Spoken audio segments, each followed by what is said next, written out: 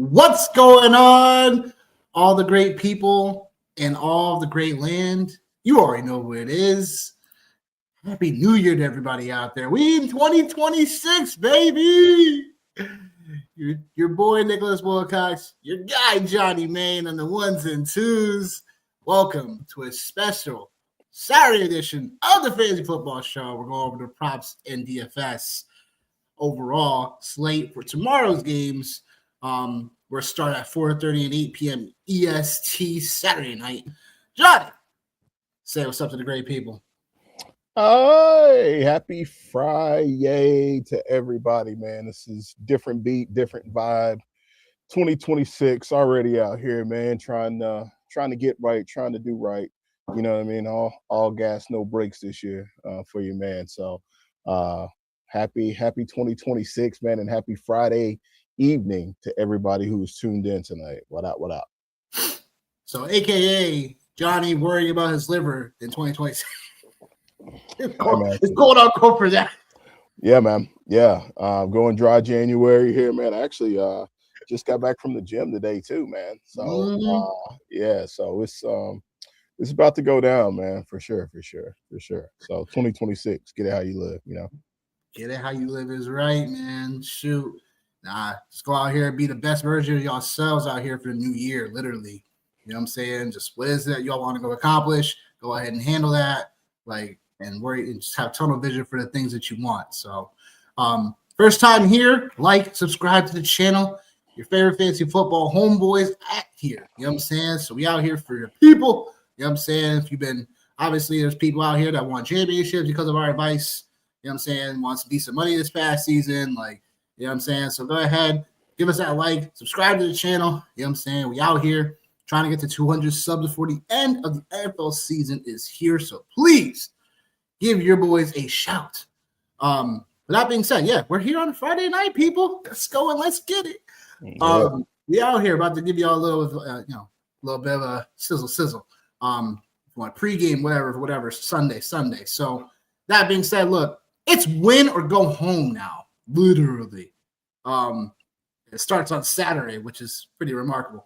That the NFL has got just this overall little slate for what matters. So I think it's kudos to the NFL. They've definitely been on brand the last couple of seasons when it's come to this. Finding just the marquee matchups to set up for, spots where we want to see football and want to see it at the most dramatic fashion. So some people call it the script. It just happens to happen that way, but it is what it is. Winner go home now time. So Johnny, any thoughts on that? In terms of how the NFL has been nailing that, is this something that you think they think they'll always be able to do, or? I think so, man. I think there's always going to be divisions that are going to be played close for sure. There's always going to be playoff races that are tight.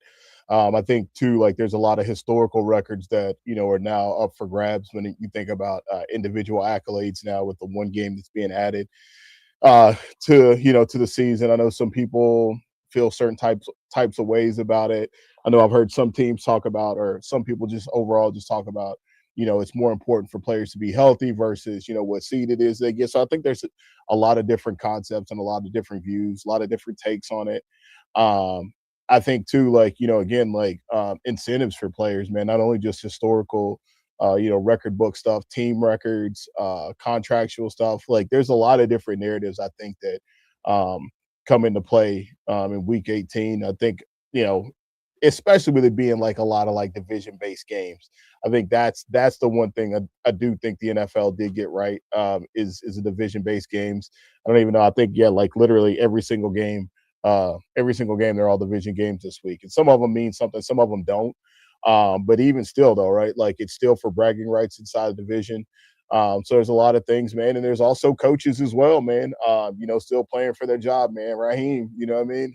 Raheem from Juice, I thought Bishop was about to do him, but I mean, maybe he still stays alive. The Minnesota Vikings have a chance to actually have a winning record despite everything, how craptastic this season has been for them. They still have a chance, to be over 500.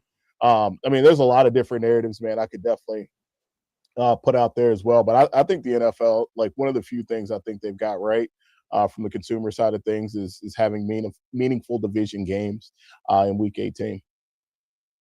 Totally. So just nailing it from all point of view. Like they've been doing it, they've been killing it. First things first. NFC South crown. Can someone just win this division? Hurry up, please. Yeah. It's been a drag out, long thing. You know what I'm saying? Like it's just, I don't know. That's how I feel about it. But for the NFC South crown, pretty much. But that, we'll get to that in a moment. But Carolina, a 3-point underdog going to Tampa Bay. The over-under 43.5. Start time 4:30 tomorrow night. That's EST. So that being said, look, I think from the Panthers side of things, like they're playing with house money once again. And the caveat right now is that even if the Bucks win this game, we're going to be watching that Atlanta game tomorrow. Because if Atlanta wins, and they're pretty much all going to finish with the same record, if Tampa Bay wins, Carolina still gets into the postseason, still wins the NFC South crown. So, yes, and if the Bucks win, that's what we'll have to watch out for tomorrow, technically. But if Carolina wins, they win it out, they straight out, and they're division NFC South division champs after all this struggle between 17 weeks. So, Johnny, what are you saying about this game? Who you like and why? Oh, man. Well, who do I like? Well, I think that's a loaded question. I like Baker Mayfield. I like the Tampa Bay Buccaneers. I like them. That's the problem, is I like them. That's the problem. I wish I didn't like them. And it's not only just not like it. Yeah, there's so many different things. So I'll start off with this right here. Baker Mayfield against the Carolina Panthers. 5 wins, 1 loss. Yeah. And of course, obviously, the loss happened, this season. Wild to me. So then, you throw that into the equation as well. It's 5-1 record, 9 touchdowns, 4 interceptions. Literally the worst. Actually, it's not the worst game he played against Carolina. That was actually one of his first games in that division, but just a very bad game. And looking at this, man, it's actually kind of crazy. Carolina is actually, even when they haven't been good, they've actually done a pretty good job at getting after him historically, man. So I don't know, man. He's averaging 219 passing yards during this time, man, where he's played against the Carolina Panthers. And obviously one of those games was when he was with Cleveland. The rest of them have been since he's been with Tampa Bay. Man, I want to pick the Buccaneers so bad in this game, but I can't do it. But I cannot do it. I can't do it. I will not fall victim again. And I think this has been one of the things for them has been the fact that they just haven't played well, man. In their run game, everybody's talked about, Baker Mayfield, and granted, that's went downhill big time. But their run game, man, Bucky Irvin, one of your boys, man, 3.5 yards per carry, 9th fewest amongst running back in the league with 40 carries. I think it pains me to say this, but maybe he is more of a change of pace guy. Or maybe it's just the fact that he cannot literally handle that type of workload. Mike Evans, since Mike Evans has been back, Mike Evans has been getting busy, man. 30% of his routes he's been targeted on. That's the 8th most in the NFL for any receiver that's ran over 30 routes, and that's since week 15. So that's about a 2-week time span, because obviously we haven't played week 18. So for those of you, I know most people's fantasy season's over with, but a couple instances.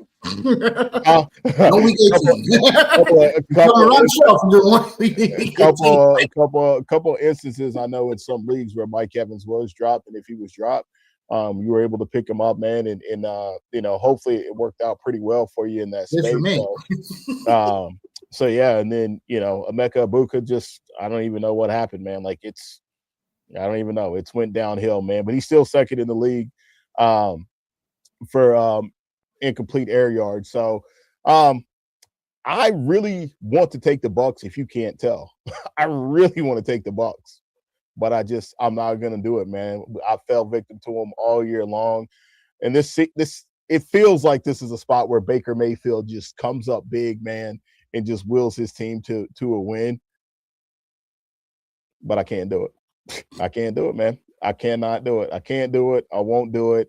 And then the other part of this too, man, for me, like I think like we have to talk about the Carolina running game, man. Like we have to. Yeah. We have, and Bryce Young, 21 touchdowns, 10 interceptions so far this year.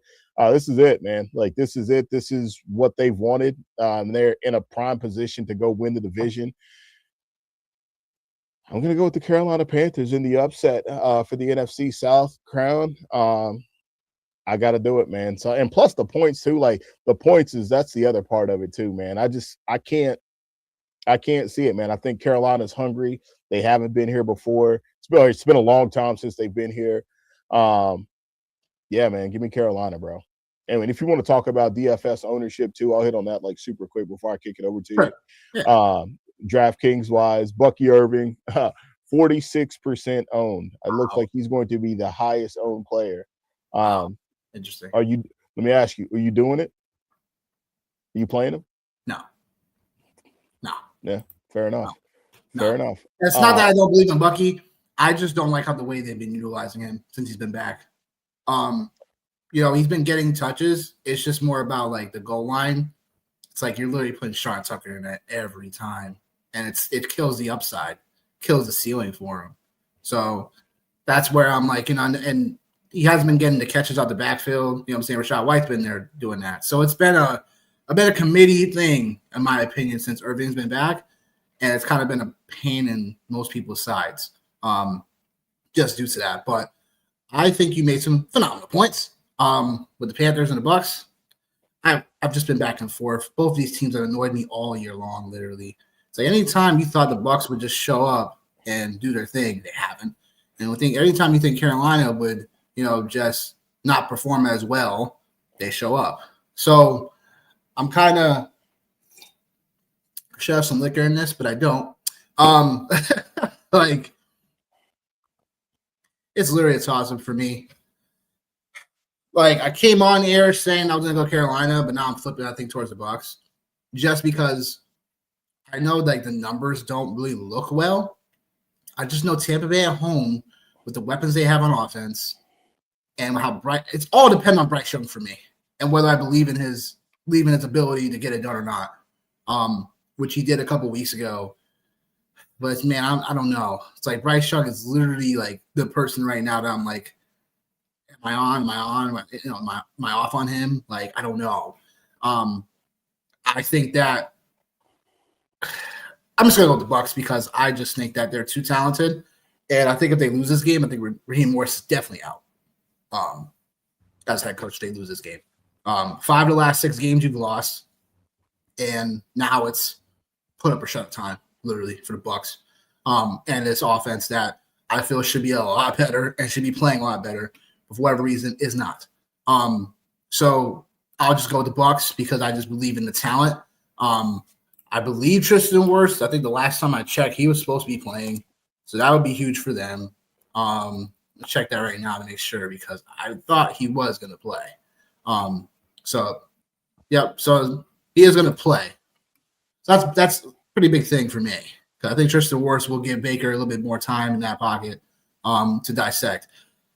Key players I'm watching for, right? Bryce Young, of course, right? Bryce Young is going to be really the determining factor. The Bucks are a top bottom 5 defense right now, and still in yards per allowed over the last 5 games, and that defense hasn't gotten any better. So that's something where if Bryce Young can expose Tampa Bay like he did a couple weeks ago in a situation where they were back and forth, I think I'm not surprised that some people are taking the 3 points for Carolina. I just think the Bucks are too talented. They get their best left tackle back in Tristan Wirfs. I think they have to get not only Mike Evans more opportunities because it feels like when you're watching the game, Mike Evans gets the ball kind of early, but then they get away from him until like the fourth quarter, which will happen a couple weeks ago in this Carolina game. I think they have to go right for him right away. I think Emeka Ibuka is going to have to be someone that you drafted him for a reason, 19th overall, that you got to go out and here and utilize him to the best of his abilities right now. So I think with all things considered, I'm just going to go Tampa Bay straight up to get this thing done at home. And just we'll have to see how everything plays out. To the next game, we go. The NFC West crown. Seattle, a favorite, -2.5, going into San Francisco, over under 47.5, 8 p.m.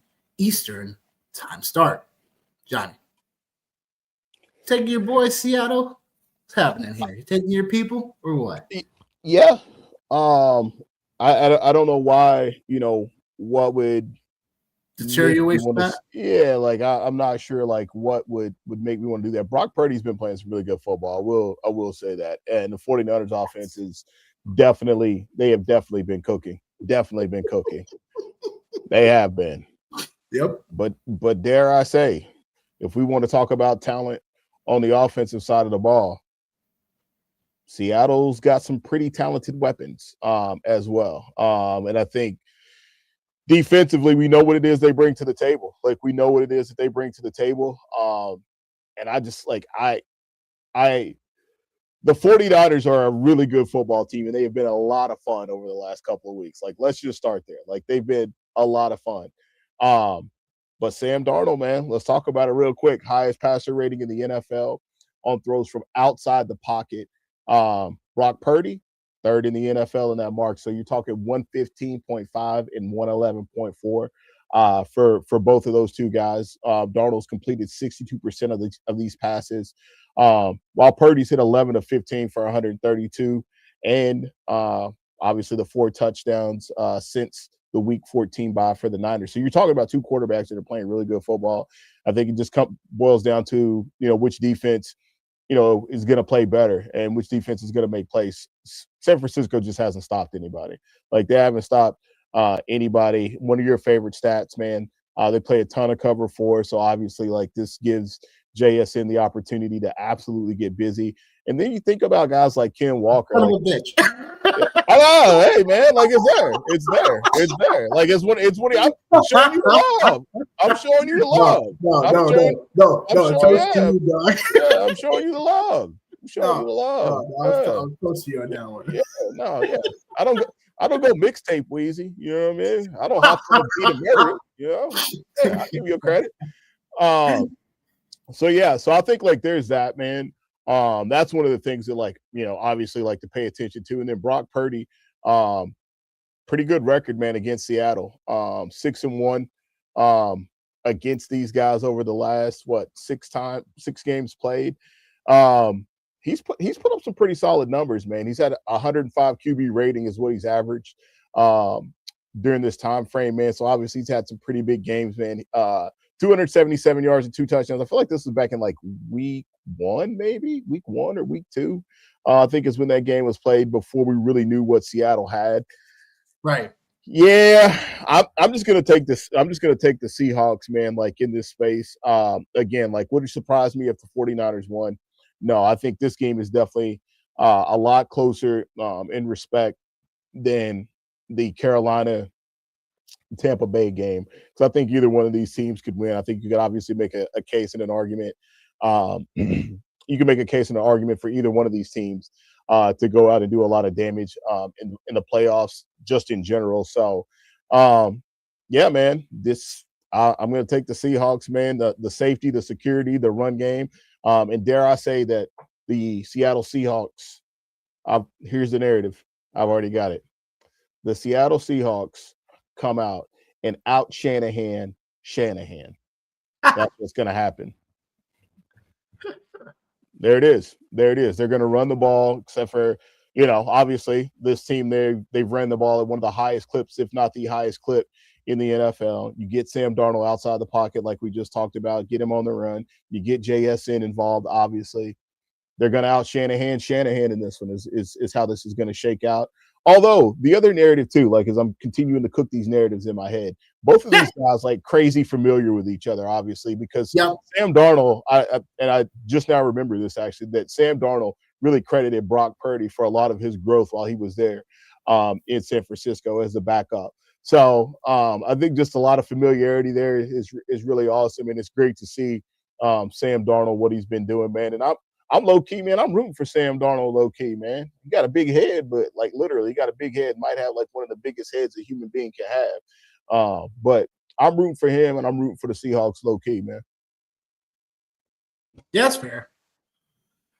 Oh boy, yo. I guess it's like the Niners. This Niners offense is definitely like white hot, right? Niners in the last, during their 6-game win streak, you know what I'm saying? Like at least 430 yards, 28 first downs, averaging 37 points in each game. It's crazy.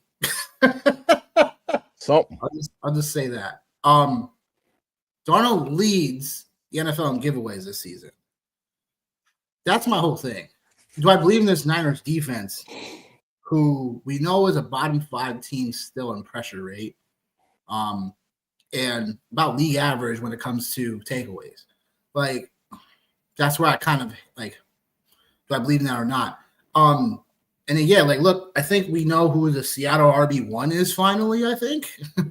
Hope so. I think that's hopefully that's it's gonna stick this week. But who knows? Let's just say who knows. That don't matter at this point. Like, like it don't matter. For us, it don't matter no more. Yeah, it don't matter, man. It don't you know what I'm saying? Like, when we look over our review, I guess, you know what I'm saying? This is what it is.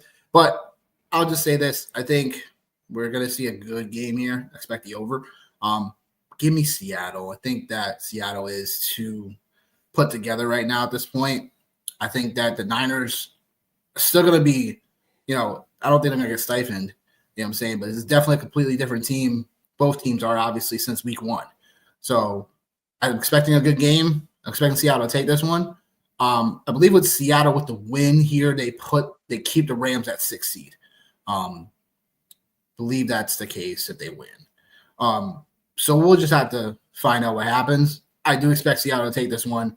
Darnold's got to play some clean football. I think that's one of the biggest things that we'll have to, in general. It's like he's kind of, been lackluster in these type of spots, especially looking at last year down the stretch. So that's something to look forward to. But I do think Seattle has the matchups here to expose the Niners, and it's going to be on the Niners to either get stops or just consistently keep up the points. Seattle, we know, with a defense that, can get after it completely and can shut offenses down. So we'll just have to find out what happens here. So, yeah, that's what I got. But in terms of breakdowns, Johnny, got anything you want to talk about for the 2-game slate? Yeah. Yeah, actually, man, I'll throw one together real quick, dude. I'll hop on here and get us into a $5. Hopefully, there's a $5 one here. We'll play on DraftKings here because why not? Let's see, classic. What's the idea, huh? yeah, we'll do that. Let's see. Featured tournaments. I don't know what else you got, man. I got a few props that I'll go over now. Go ahead, yeah. Going back to Nick shop. 60% still on the year, 139 and 93 on the year. Pretty much broke even last week. It kind of is what it is. But in this winner go home mentality, I got y'all. So I only got one prop in first game. That's Chris Godwin over 36.5 receiving yards. His line's been too low. I think Baker has got to lean on his veterans in this one as well, while getting Mecca Ibuka involved. The 36.5 receiving line is too low. Just because Chris Godwin's been just a bit more involved when this offense hasn't been utilizing Mike Evans enough. So we'll just have to see what happens. But I do feel pretty confident in Chris Godwin. When the Bucs have to throw, they're going to look for Chris Godwin. He's hit this line in 2 of the last 3 games. Sorry, 3 of the last 4 games. And I just think this is a spot where I think he definitely does it. He had 5 catches, 30 yards against Carolina a couple of weeks ago. That was the only thing in that game in the last 4 that he didn't cover. But I still think that this is a spot where Chris Godwin can definitely get it done. And I do think in a tight ball game, Chris Godwin should deliver. So that's one prop I got for the Carolina Bucks game. Actually, well, you know what? I got one that's a little wacky, but whatever. Rico Dow anytime touchdown. Plus 125 right now on DraftKings, so that's good value. Rico Dow needs a touchdown and needs 7 total yards to make $250,000. So if he gets a touchdown and he gets the 7 yards total yards, he gets more paid. So Rico Dow anytime touchdown you can take. This is an official bet, so I am adding that. I think Rico Dow in a tight ball game should be expected to deliver. Should be expected to be the back that gets more volume than Chuba Hubbard.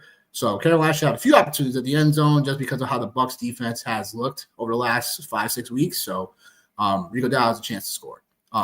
In the late cap game, I got CMC, both of these. So over 46.5 receiving and then over 5.5 catches. CMC needs 110 receiving yards to be the first running back ever to rush for 1,000 yards and to receive for 1,000 yards. So chasing history, I like both of these. CMC, of course, he did the first game of the season against Seattle with the catches and obviously receiving.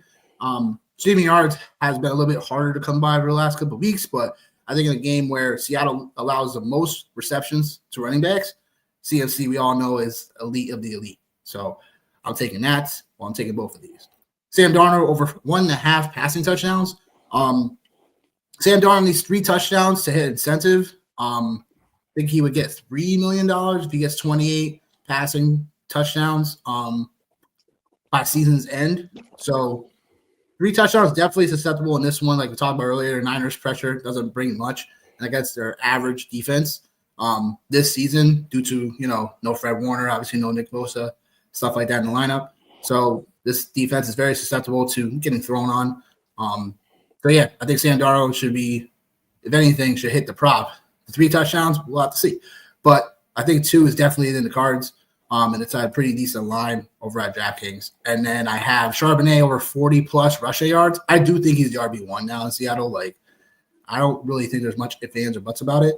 Niners struggle against zone concepts, and that's what, Seattle does to a T. And they've looked to establish this entire season. So I do think Sharps is more than capable, even if he's the so-called change of pace back, could easily get this over 40 yards rushing. And last but not least, your guy JSN. Because of what you said earlier, over 100-plus receiving yards. So obviously, Darnold and JSN have a thing for shell coverages. Darnold averages 10 yards or more against shell coverages. That's cover 3, cover 4. JSN, we know, absolutely a master at these coverages. So that being said, 4.46 yards per route run for JSN against shell coverages. So definitely love this line. And JSN, they need him to win. So don't stop giving him the ball. There you go. So that's why I got cooking in the prop shop. Now, giving the floor to Jeff. Yeah. One of the things I just wanted to look at too, as we were going through all this, I was just checking the weather. And for those that are familiar with Kevin Roth from Roto Grinders, we got yellow in both of these games here. So just something to kind of be aware of. Decent chance of rain in Carolina and Tampa Bay. Oh, that's fun. I know, right? And then San Francisco and Seattle, rain. Said he doesn't know a lot until closer to kickoff, but wins 10 to 15, gust around 25 miles an hour.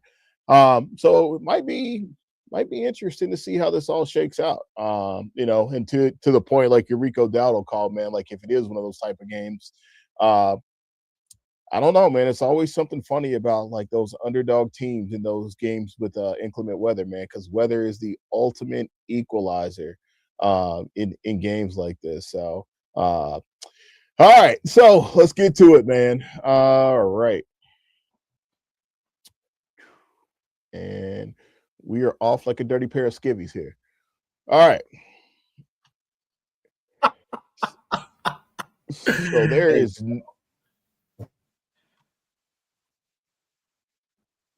Wait, what the heck? What?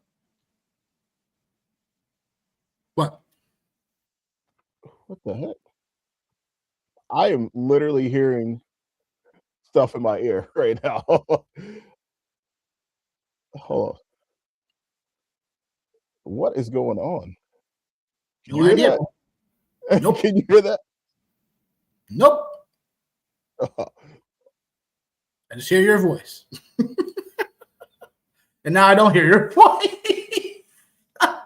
I'm jumping out, jumping back. Oh, I was like, Jesus. wait a minute. Is there a technical issue going on his side? Yo. Yo, wait. He said he was gonna jump in and jump out. Well, that being said, look, as we wait for Johnny to get back on, I think tips for a 2-game slate really is that, you know, we talked about it before the show started. Bucky Irving right now, projected ownership is 46% on this 2-game. Now, I understand why, because at 6,100 makes some type of sense. The matchup for Carolina is somewhat there. I just don't like how it's still like a 3-back committee in Tampa Bay, especially with Bucky not getting the goal line work. So that really makes me nervous in terms of his overall outlook for a slate that is already a 2-game slate, and it's overall just something that, you know, we have to pay attention to. But listen, I just tell me Alan Bucky if he's going to be 46% owned, especially if you're trying to take down a tournament for sure. So a pivot I like, obviously, like either you think Rashad White can be a little bit more involved. Obviously, Charbonnet will be more in ownership as well. But I think going Bucky might be a little bit of a mistake. And then that's where I overall see at least a running back position. So you have to have at least one spot in these 2 games to get really different at. And then the rest to kind of hit the rest of your lineup just has to hit. Johnny, what you got for notes? What you got for us lineup base wise? Like, I'm getting ready to cook this up right here, man. So this is gonna be fun. Sure. Because obviously JSN is someone that we have to, definitely a staple. Definitely a staple. And I'm gonna go with your boy here, man. I'm gonna roll with Bryce Young. I was thinking. See, it's funny. I was just about to ask you about Bryce Young. Yeah, no, I'm gonna roll with him because actually, man, he's actually played pretty good. Yeah, he's played pretty good football against him, and I think like that opens it up for Tet, right? So like, feel pretty good about that with what we're getting now. So you don't like Darnold at 5,800, or you think he's gonna be more popular? I think he should be more popular, man. I'll have to open up some more windows here, man. Dude, I had an open window clearly.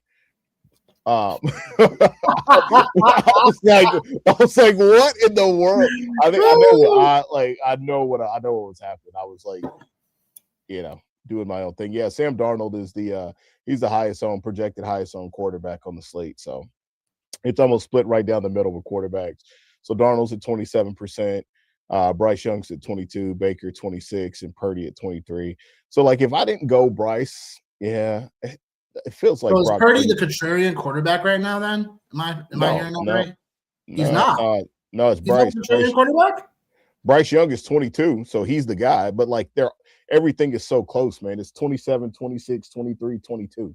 So like, this could all change based off weather. Like, I think that's something that like I know, man. Like, people will run to the weather. So like, if one of these spots dries up, then that'll be the spot that everybody goes to. Yeah. So yeah. Yeah. So I feel good about this right here, but then it's like, what, like running back, man? Like, obviously. Yep. I'll go Sharbs. I'll go there. I'm not afraid of it at all. Obviously, Kenneth Walker's the contrarian here. Yeah. All of a sudden, it could be Kenneth Walker day. Yeah, which like, there's a part of me that does want to play him. There's a part of me that does. There's a part. Is there a consideration where you play both? Thinking that Seattle will just run how it goes? I don't know. We can see how we could get there. Man, dude. No. So now all of a sudden, dude, you're playing a ton of Seattle Seahawks now. That's where literally based on over-unders, like that's where majority of people may go. So all you would need probably is a piece or two from that Tampa Bay Carolina game if it doesn't go crazy. You expect Seattle, San Fran, just gotta get the right pieces. That's what 2 games are really all about. Like, I can literally see like a random like DeMarcus Robinson touchdown late. You know what I'm saying? Like from a random of 3,300. Like, especially if Pearsall's not playing, like something just to keep in mind. Like, it's just I know you got to get a little dirty in these 2 games if you want to take them down. So I'm getting dirty. I'll go with Jalen. I'll go with Jalen McMillan. I think he like low key. Like if something crazy happens, that could be a spot. You know, like that could definitely be a spot. He definitely showed ceiling last week. Yeah, I know, dude. I know, man. Dude. We were all about him, man, during the offseason, man. He helped some people win some championships last year, man. Dude, he was the Michael Wilson of last year, dude. Yes. Yeah, I know it is. It's crazy. And then I'm trying to see, if I can get to McCaffrey, so I might, yeah. Oh my God, dude, this is. I know.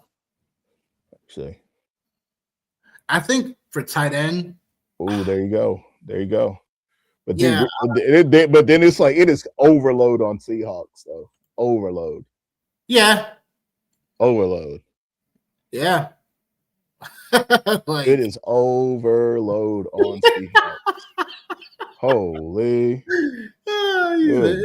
Overload.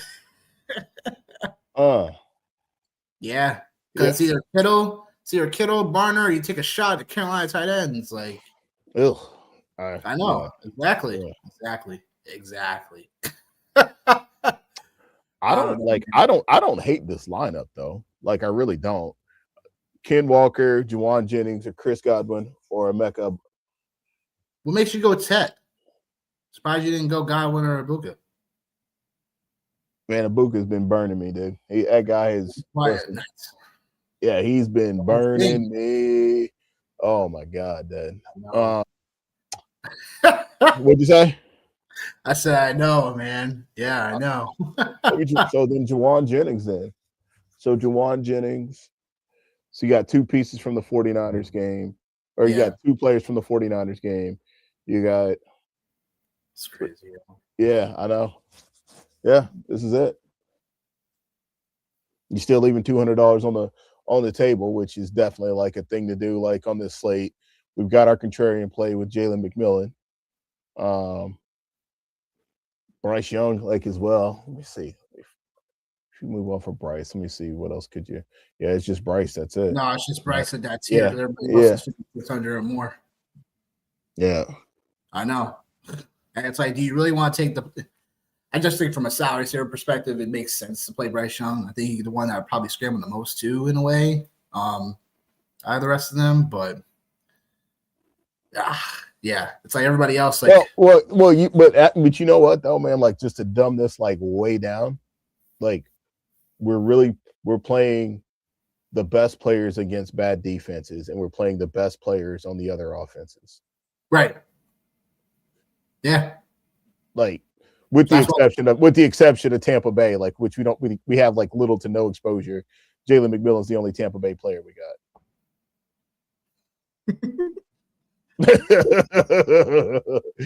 Less on my end. So I guess what I got is if Ricky Pearsall plays, I definitely want to play him 5,100 over Tet, and then it's more about just. Like, do we play 6,300 Mike Evans, a spot that we also need him in, like, over McMillan? And then, you just got to get a little different. Like, dare I say, you know what I'm saying? Like, I don't know. It's so wild. Like, you play Cooper Kupp? You play yeah, man, you bro, listen, oh my God, man. I was like, I don't even know. I was in my bag the other night just like looking at stuff. And man, there are some guys that like outproduce Cooper Kupp that like you wouldn't even dare say out loud on national television or on a satellite program, for kids under the age of 18. Like, just jeez, like, yeah. Like, I don't hate this lineup. That the only place I feel really like naked at is Bryce Young.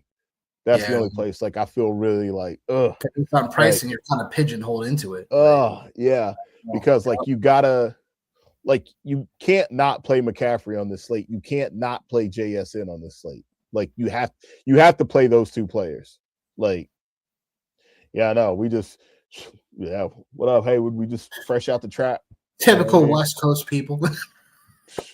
No, man. I'm so damn jealous. Happy New Year, Haywood. So damn jealous of them. Good weather, early football. Man.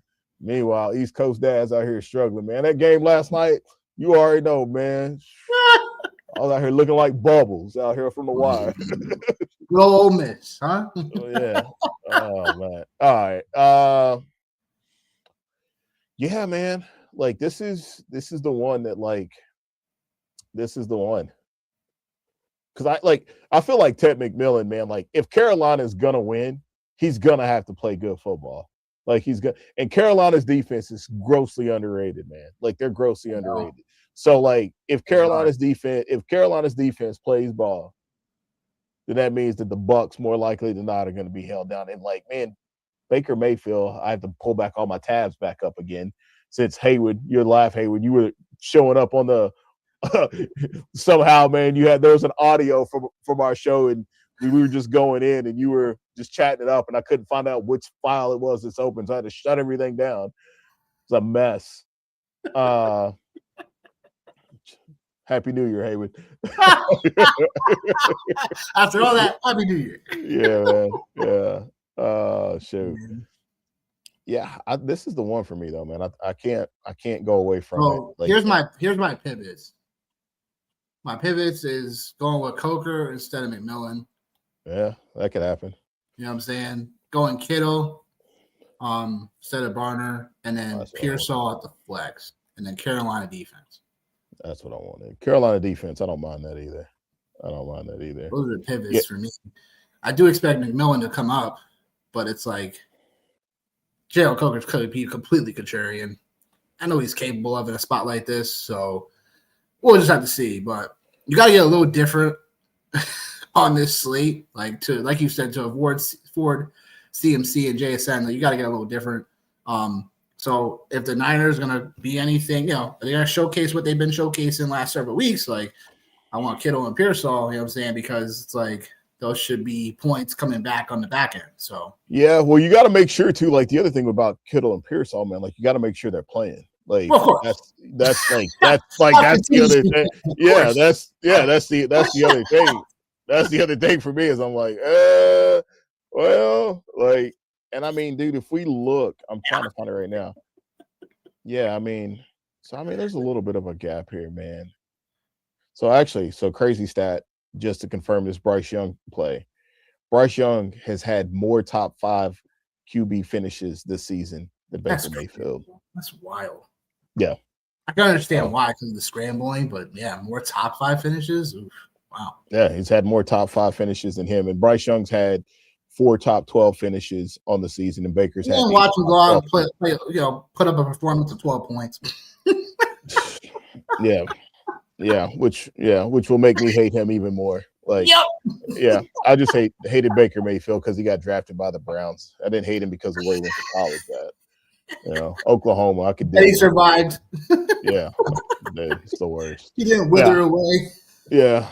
No, I think this is what I'm gonna do, man. I think this is what I'm gonna do, man. I got like again, man, like just to kind of recap, like I said, Bryce Young, man, in his 2 top 5 finishes, more than Baker Mayfield. Can't say anything about Sam Darnold. Because obviously, like the price, it makes it you have to make even more sacrifices. Charbonnet's got 11 rushing touchdowns on the season. That's kind of crazy to talk about out loud. CMC, number 1 overall fantasy player this year. JSN, definitely going to be a first-round pick. Ted McMillan, you know what it is with that guy, man, as far as everything being funneled to him. And then Jalen McMillan, I just want to see, like, I know hasn't been back for a long time, but I just want to see, like, what it's looked like for him before I go down. And then AJ Barner, like, that's somebody obviously, like, you know what it is with him, man, being the tight end guy and stuff, man. Yeah, yep. Jalen McMillan last week, wide receiver number 10 on the season. So our wide receiver 10 on the week for week 17, AJ Barner, and then Jawan Jennings, man. That's somebody that like a lot of people, it was a slow start for him, man. Definitely was. It was a slow start, and it was a painfully slow start, too, with his 1,000 broken ribs and everything else that he had going on. But like literally, like in the middle of this heater for the 49ers, he's been right in the middle of it, man. Wide receiver 19, 19, 12, 16, and then a lowly wide receiver 26, man. So I feel all right about it, man. I'm gonna let it ride, bro. This is what it is. Done. And set. And set. Winless, lots of money. Doing it. And then DraftKings, you whores, you're sending me. You got these pictures of these Dos Equis beers up here, knowing I'm not drinking them. My favorite beer. Let me close out of it. Yeah. Go back to drinking my water. Yo. Oh boy. Well, yeah. A short show. So, any final thoughts? Any old man rants upcoming? Or is it too early for that? No old man rants. You guys will get that on Sunday morning as you watch my Pittsburgh Steelers get ready to go against the Baltimore Ravens. So Don't worry, I'll be on one. I said, man, I always pick the greatest times, man. To go dry January and stuff. It's always right at this time when my team sucks. Yeah, bro. Listen, I know. Listen, I'm gonna be very, very, very, very, very, very selective of week 18. Like this is probably the most I'm gonna play in DFS, man, because there's some stuff that's a mess out there. And I said, you know what, I'll just wait for the playoffs, man. I'll just wait for the playoffs. Got some props I want to play. I got some eyes on. I'll mess with those. I'll mess with a couple props, man. But it's really just going to be one of those things where you got to find out what's the injury reports are, and who's taking a personal decision not to play. Who's going to play for the first half only. Who's going to absolutely not play, like some of these Eagles guys already ruined some of their guys out already. Like, so Packers guys too. Packers guys too. So. Jordan Love was ready. He's ready, but he won't play obviously this week. So it's gonna be an interesting week. Try to take advantage of some of these books. Take advantage of the books. So I guess I don't have anything, man. Final thoughts for myself is don't forget about your boy who drops a deep league waiver wire NBA article over at Fantrax every week. Because we're swinging into that now. So but that being said, we still out here rocking. So looking forward to a nice 2-game slate tomorrow, and then Sunday we're gonna be out here 10:30 a.m. EST, normal start time. And then just again, we'll probably do this again next week just because super wild card is next weekend. So just be on the lookout for your favorite fantasy football homeboys. So for Johnny and myself, we'll see y'all Sunday 10:30 a.m. EST. Peace.